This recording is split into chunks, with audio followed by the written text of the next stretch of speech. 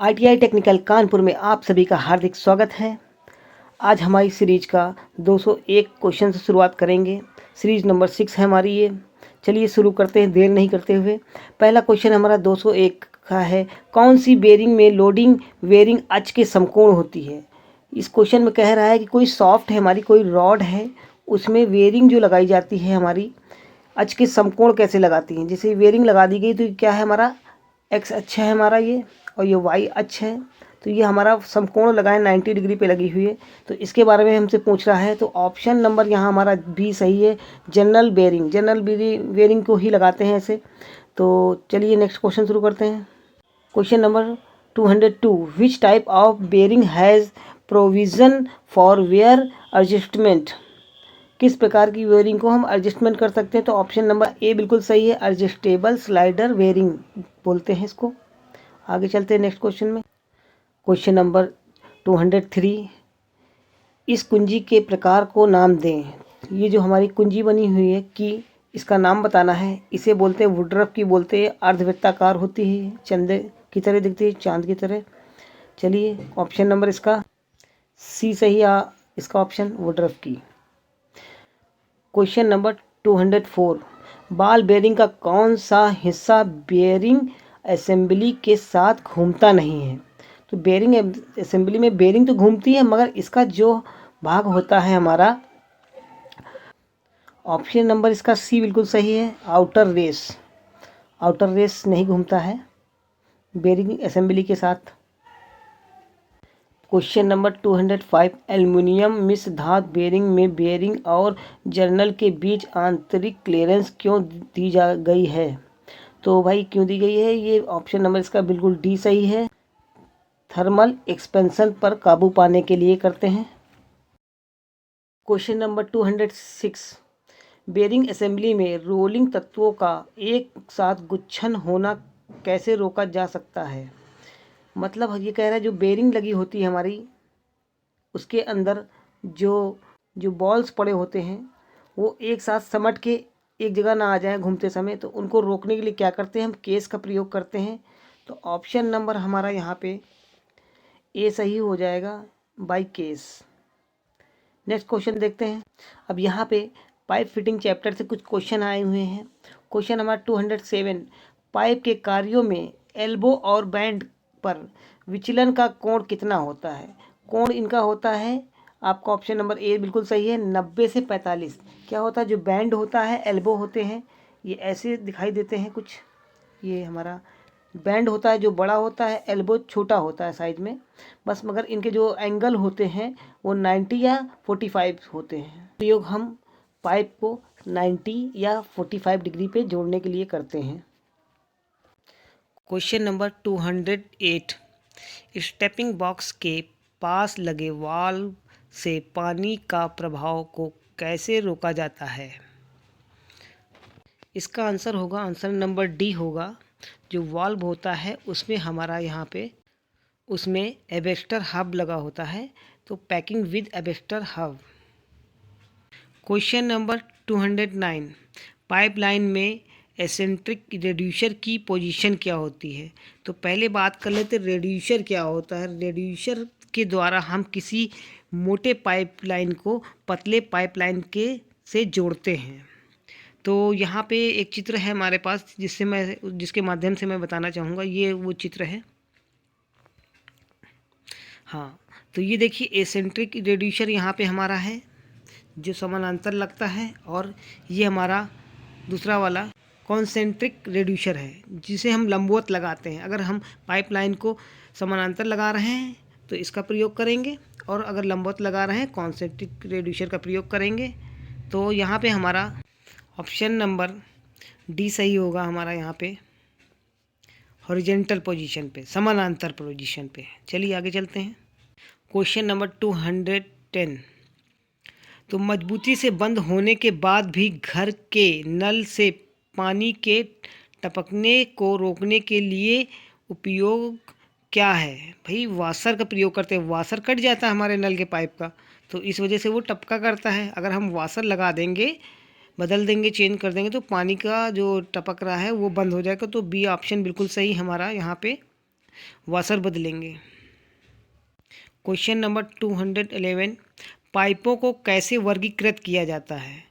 पाइपों को उसके मेटल के आधार पे हम वर्गीकृत कर सकते हैं। यहाँ पे मेटल जैसा होगा उसको जैसे बोलेंगे, जैसे कि हमारा कास्ट आयरन का पाइप हो गया तो या पीवीसी का पाइप हो गया, ठीक इस तरह हम उसके मेटल के अनुसार ही बोल सकते हैं। पीतल का पाइप हो गया हमारा, एल्युमिनियम का पाइप हो गया, इस तरह हम बोल सकते हैं। अलग अलग कार्य के लिए अलग अलग मेटल के हमारे पाइप आते हैं।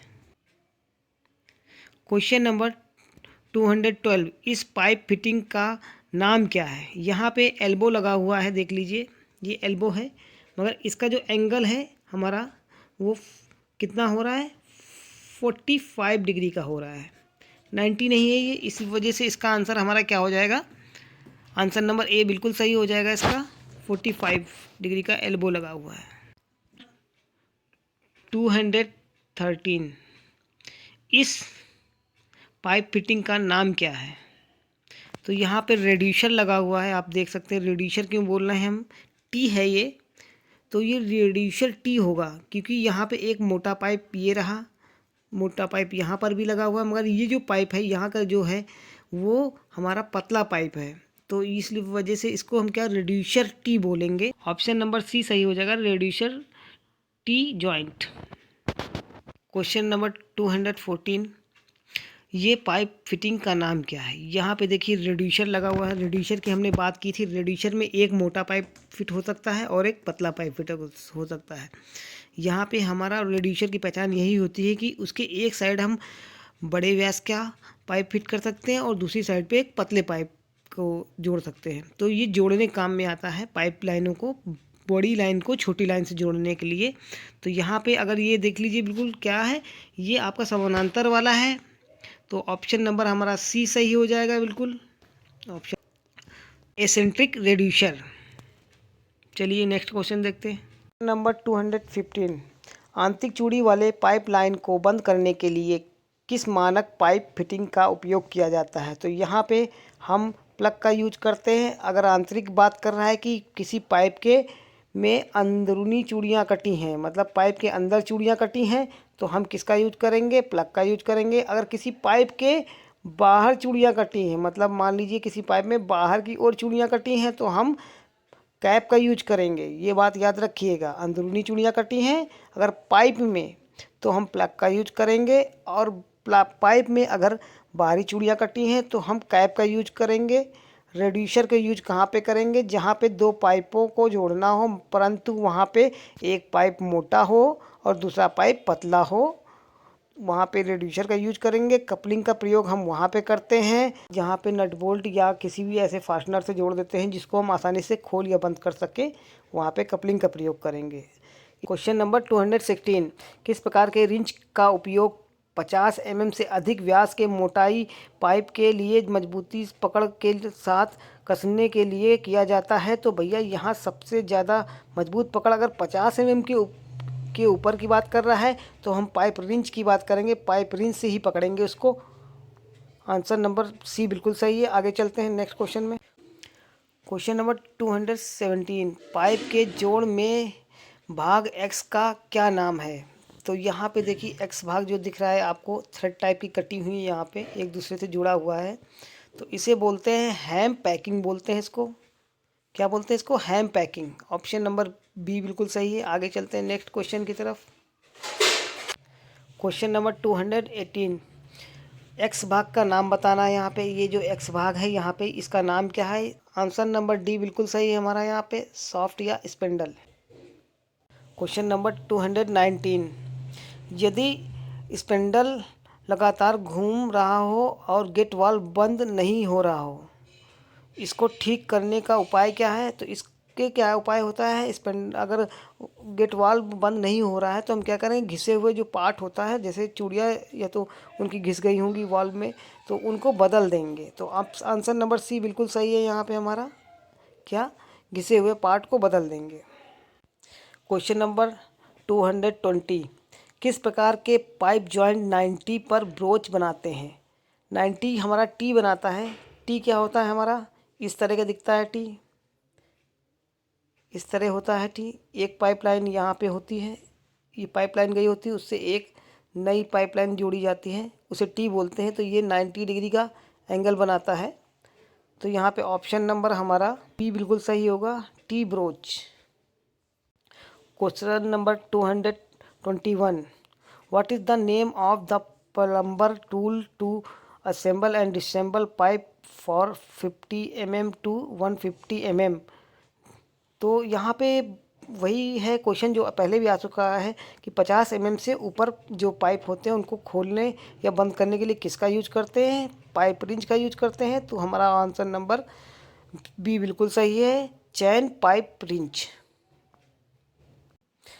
क्वेश्चन नंबर 222, पाइपलाइन प्रतीक का नाम बताइए। ये हमारा ऑप्शन नंबर डी हमारा बिल्कुल सही होगा, रेड्यूसर कंसेंट्रिक है ये। क्वेश्चन नंबर 223, दृष्टि और सतह के विमान के बीच 30 कोण पर दृश्य पाइप निरीक्षक किस प्रकार का है। तो यहाँ पे हम बोल सकते हैं कि ये डायरेक्ट विजुअल टेस्टिंग है। ऑप्शन नंबर ए बिल्कुल सही है हमारा। यहाँ पे आगे चलते हैं। क्वेश्चन नंबर 224, पाइपलाइन में कंसेंट्रिक रेड्यूसर कहाँ प्रयोग किया जाता है। ये मैंने क्लियर बता रखा है। तो आंसर नंबर इसका क्या होगा, ए बिल्कुल सही होगा, वर्टिकल में। क्वेश्चन 225, पानी में नल में एक्स के रूप में चिन्हित भाग का नाम क्या है। ये जो भाग है यहाँ पे इस भाग का नाम पूछ रहा है। Answer number D, valve seat. आशा करते हैं ये क्वेश्चन आपको समझ में आए होंगे। धन्यवाद।